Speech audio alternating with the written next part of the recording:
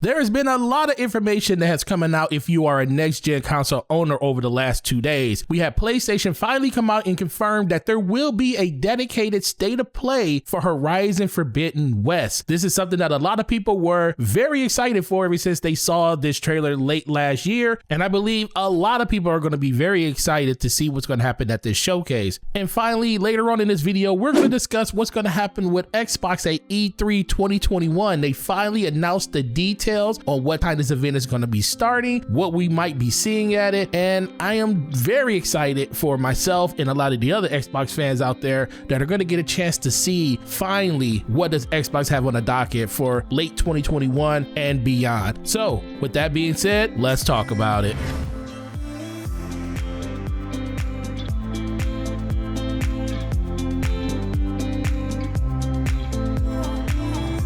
What's going on, ladies and gentlemen? It is your boy Forte, and I am truly excited for you to be here to check out this video with me. Please hit the like button, hit the subscribe button, and turn on all those notifications so you can know the next time one of my videos go live. Plus, hit me up on Twitter. Follow me over there. It's the best place to interact with me as a gamer, so we can talk about the things we don't talk about in these videos. So let's get into exactly what's going on, specifically with PlayStation right now. They have a state of play that's coming up that's going to be talking about exclusively Horizon 2 Forbidden West. This is a game that is on a lot of people's radar, especially if you're on the PlayStation 5 platform. This game will be coming to PlayStation 4 as well, but you all know we're looking forward to that juicy 60 frames per second, 4K, ultra realistic settings, whatever the PlayStation 5 can give us. That's basically what we're looking for. Who cares if this game might come to PC at a later date? As of right now, we know it's coming to PlayStation 5, PlayStation 4, and if you are lucky enough to own a PS5, I think you're going to be very, very blown away by what you're going to probably see visually inside this game, because that is one of the core competencies of what's happening with the Sony platform. They definitely want to blow you away in the visual front. They want to kill you with the story, and they just want to reel you into that ecosystem like most Sony games do. So let's definitely talk about the fact that this will be a state of play that's going to be going over everything Horizon Zero Dawn. It's going to be available for you to start watching at 2 p.m. PST, and it's also going to be available on the East Coast at 5 p.m. Eastern. There will be a unique countdown that will start around 9 a.m. Pacific time, but if I was you, I would just go to sleep. Who wants to stay up and like watch a countdown for 5 hours? But for the fans that want to see that, it's going to be there available for you, most likely just to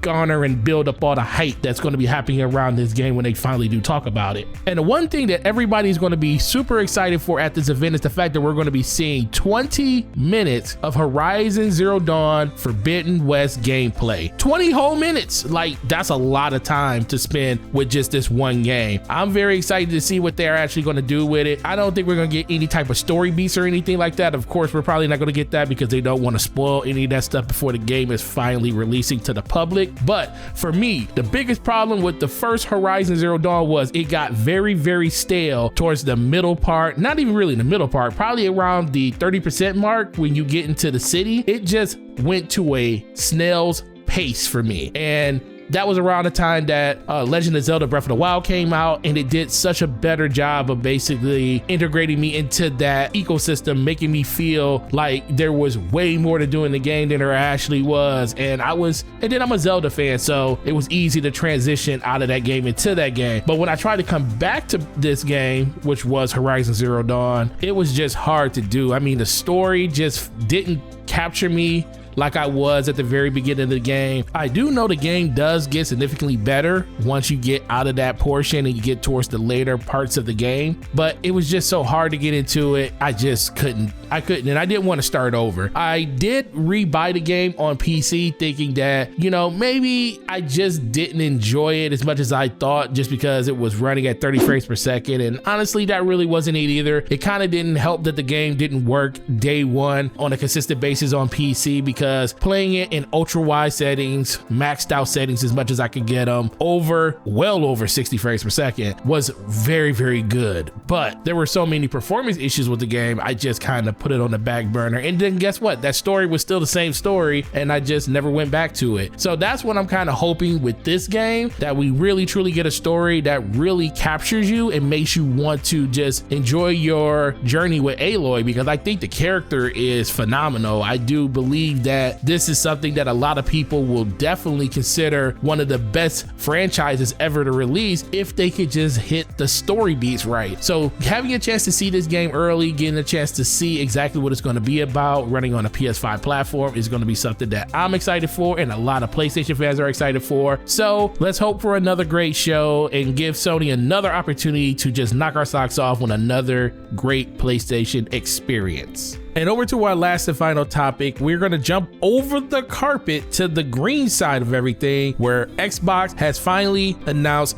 their plans around E3 2021. We are going to get a showcase for Xbox and Bethesda that's going to be, guess what, 90 minutes long. Sometimes their shows go on way longer than they need to, and I believe this 90 minutes might be the sweet spot to make sure that the content that they give us is at a very, very digestible pace, which is something I am very much a fan of, knowing that we want to make content around this stuff. I know gamers want to see as much as possible, but I think this 90 minutes will give them a chance to really just focus in on the things that's going to be very impactful to you, the gamer, within a very good time span of probably now through the holidays going into probably the first or second quarter of next year. And they're going to sprinkle some stuff in there from beyond that's probably not going to come out to 2023. But this was one thing I was looking forward to the most, just finding out how long this event is truly going to be, because I think they're just going to be able to focus in on exactly what they want to talk about. And guess what, 23 studios, that's a lot of content to go through, and we know we're not going to see something from all 23 studios, but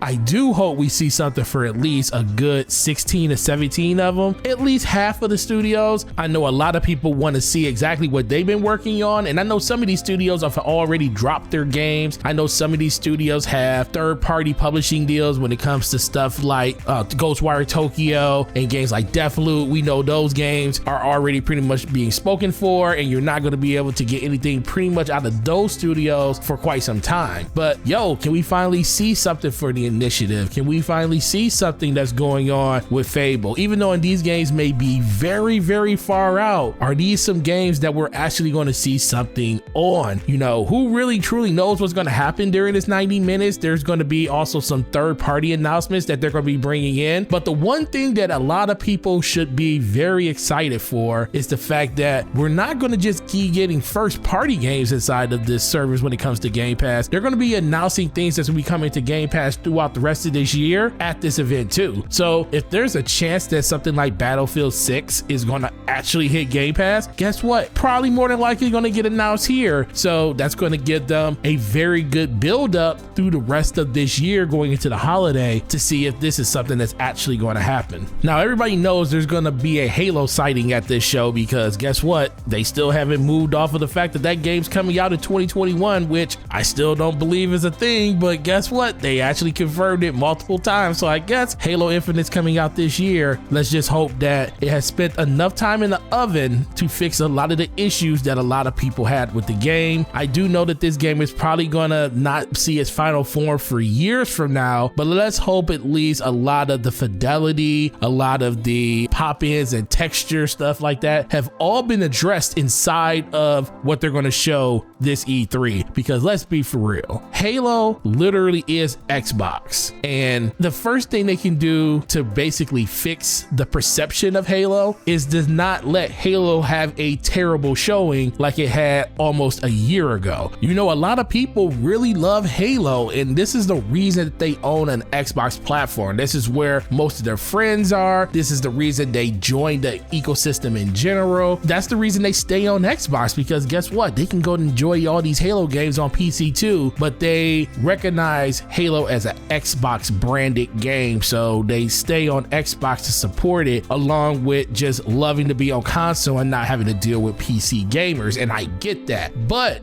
if Halo does not show the way it needs to show, then what was the last year? A setback, kind of. But I don't think that's going to be the problem. I think they're going to blow people away with the presentation of what they're going to show with Halo. I think Halo in itself is probably going to be one thing. I think the multiplayer is going to be something completely different. And I think that's where they're going to really turn it up to 11 and make it shine, because the last Halo that we got, Halo 5 Guardians, the multiplayer was phenomenal. I just think with the advances in technology, these next gen systems, even knowing this stuff will be running on older hardware, the fact that the multiplayer is going to be free to play really gives them a very good baseline to basically just raise Halo up to a whole nother level that it's never seen before. Then it just comes down to, is that the type of Halo or the type of gameplay that gamers want in 2021? Are they going to refine that gameplay enough to make people excited to jump back into Halo and jump off something like Fortnite or jumps off something like Call of Duty Warzone? Because guess what? Call of Duty was one of the main reasons a lot of people jumped off the ship of Halo in the beginning, because Call of Duty was so much more addicting back in 2025, 2026 than even Call of Duty could be, especially when they hit the Modern Warfare franchise. It just went to the stratosphere. So can Halo turn that around this E3? Well, hopefully it starts with the visual updates that they did to the game. Then it just comes down to the offers we get this holiday. We all know it's going to be inside the Game Pass, and I think that's going to be something that a lot of people are going to be looking forward to. And then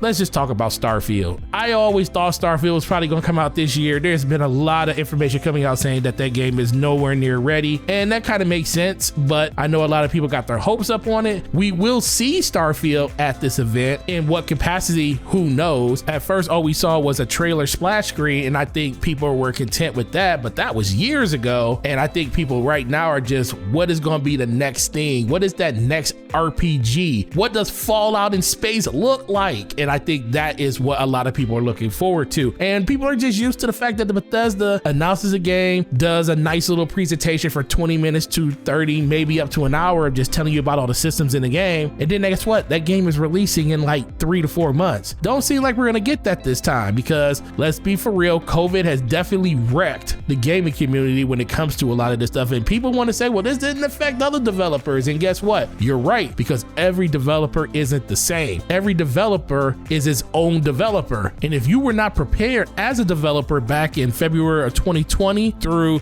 March of 2020, you are probably way set back when it comes to what you were planning to do with your games and showcasing them and everything like that. Maybe games like Far Cry 6 would have actually came out on its release time versus being pushed back indefinitely from outside of February to summer. Now we don't know when it's coming. We just know it's coming this year at some point, and who knows if that's even going to happen. It might have been a situation that Cyberpunk actually released in a better state. I know there's a lot of gamers out there that wish that truly happened, because they were very excited for this type of game, but that didn't happen. And COVID is not to blame for everything. Management of your people is another thing, but overall, there has been a lot of different things that have kind of been bugaboos inside the gaming community over the course of the last 12 to 24 months, that a lot of setbacks are going to happen, and we're going to get more setbacks. Let's just hope that those setbacks are minimum with all the stuff that's going on now. We're making good strides as a country, I think, to actually get people back to work and everything. So development on these games should definitely be going full speed ahead, and let's hope for better games as that happens. But Starfield doesn't look like it's coming out this year, but I'm definitely excited to see what they're going to give us inside of their presentation for the game when it does happen. So I will be doing a prediction video sometime closer to the 13th, when you will actually get an understanding of what I think is going to be shown when it comes to some of the lesser known things. So be on the lookout for that by making sure you follow the channel and also following me over at Twitter. And that's where that information is going to be at when I actually do set up the either live stream, or we might just do a dedicated video to it. Who truly knows? But looking forward to this Xbox event. Like I said, June 13th at 10 a.m. Pacific time or 1 p.m. Eastern time. I truly hope that all of you guys get a chance to just sit down, relax on that Sunday, and get a chance to really just take in what Xbox is going to be giving you. And let's have a genuine conversation down in the comment section, I guess. Tell me what you think about this event. Tell me what you're looking forward to from Xbox when they come to showcasing all of these games. And when it comes to the PlayStation side, what do you want to see differently in Horizon Zero Dawn Part 2 that they didn't have in the first one? Or what are some of the expectations you have for the game in general? Like I say, guys, I truly appreciate all of you guys. Make sure you check out DPS Podcast this Thursday on Slowmo channel. We're going to be talking about pretty much all of this stuff that came out this week, plus some stuff that happened last week. We'll be on BRAP tonight at 9 p.m. So make sure you come over and say hi. And with that, like I said, hit the like button, subscribe to the channel, post all your stuff down in the comment section that you want to talk about, and everybody have a great week. Talk to you soon.